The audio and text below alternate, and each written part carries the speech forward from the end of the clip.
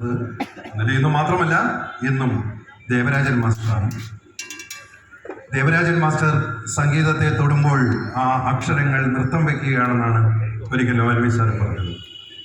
അതായത് ദേവരാജൻ മാസ്റ്റർക്ക് പാട്ട് എഴുതി കൊടുത്തു കഴിഞ്ഞാൽ അദ്ദേഹത്തിൻ്റെ മനസ്സിൽ തോന്നുന്ന രാഗങ്ങൾ, അതോടൊപ്പം തന്നെ അതുമായി ബന്ധപ്പെട്ട സ്വരങ്ങൾ എല്ലാം ചേർന്നുകൊണ്ട് അദ്ദേഹം ഒരു തപസ് അനുഷ്ഠിക്കുന്നവരിക്കുകയും പിന്നീട് അതിൽ നിന്ന് അതിമനോഹരമായ ഒരു ഈണം പിറക്കുകയും ചെയ്യുന്നു.